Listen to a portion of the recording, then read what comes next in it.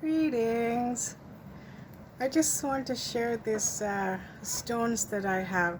Sometimes they're given to me by friends, sometimes I bought them, but I have these stones and I take them out every now and then. I'm not particularly working with these, but I'm trying to sort of get a feel of the energy and see where it's going to lead me. But I have quite a few of these different stones, and I think this is amethyst, but and a rose cord maybe. So I'm learning about these nice stones and the energy of it, trying to have a deeper understanding. Conscious living is something that I maybe want to share some thoughts about conscious living. Sometimes people ask me, what does that mean? We're just living, we do what needs to be done. What is the purpose of this word, or what does it mean to live consciously? It's nothing complicated. It is all about understanding ourselves better, understanding our environments better. Is a half of the battle. This is the conscious living. Conscious living is the organic station of our life. And what does it mean to exist in this planet, as this is the role? What kind of role do we have? What is our energy? What do you mean to be spiritually inclined, or have awareness? All of these things are inherently within us, but we are so programmed by the external forces, sometimes we forget about the spiritual beings that we are. We are very different from artificial intelligence or AI robot and divinely created divine soul. Basic science of our existence, we are already chosen to be here.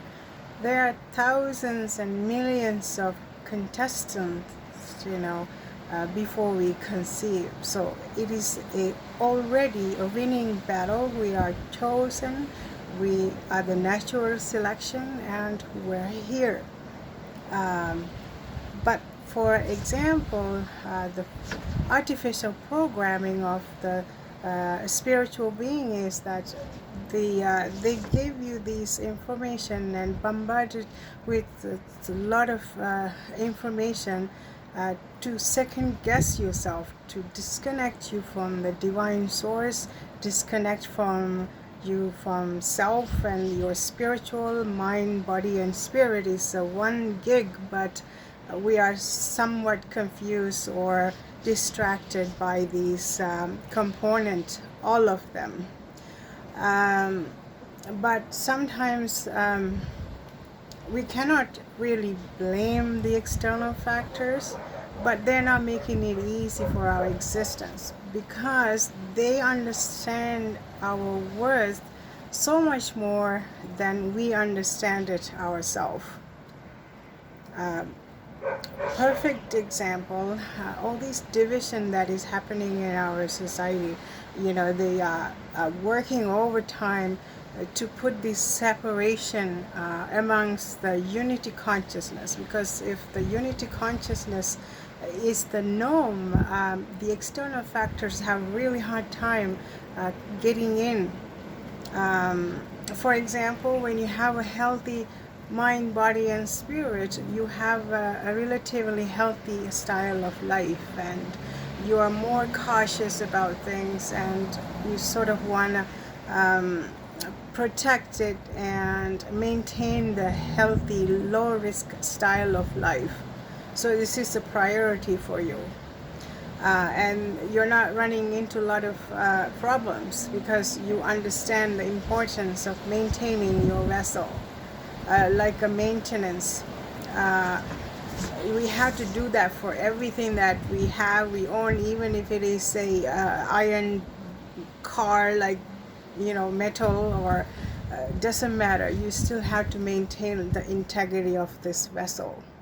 It is not different for human beings, especially for human beings. It is ever so important that we maintain the integrity of our vessel by protecting it, so that external factors, the parasites, cannot get in to cause harm.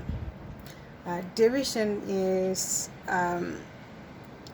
one of those things when you are divided and you're into a smaller groups, and you're more weakened states, and you have a vulnerable sort of state. Even in the animal kingdoms, they understand the group and united front for the enemies. So these are like a very basic principles of understanding ourselves better. So the division happened because we are human beings, we are spiritual beings. These external forces have really invested their energy, their resources. They are working really hard to manage all of these little human beings all over the place.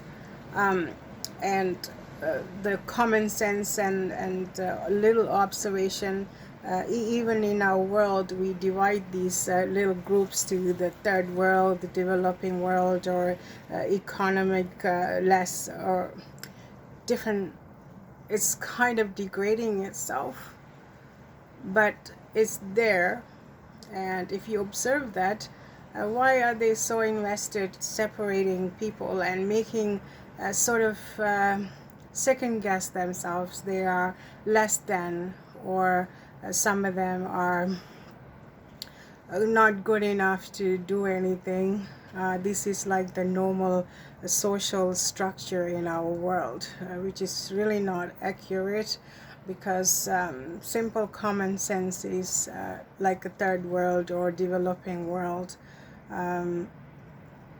These people they can do so much for their development, their style of life. It is actually blessings in the sky, but the thing is, people are always looking out external world. There's a beautiful infrastructure elsewhere. There's so much opportunities elsewhere.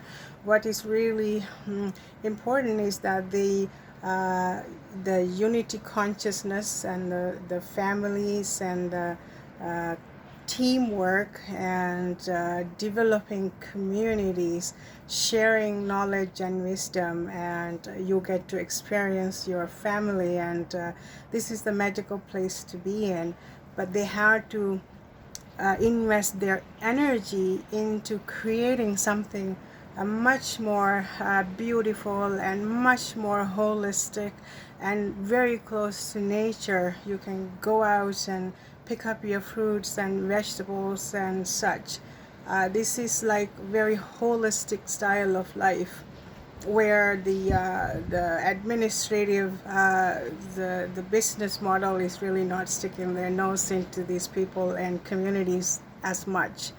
But they complain the infrastructure is not there, the highways are not there, so they have to look elsewhere. But they have all the power, but they're not realizing it. And then they want to go west, where we have all these beautiful roads and beautiful buildings, and everything is so magical and shiny. But we have entities that sucks the life out of you.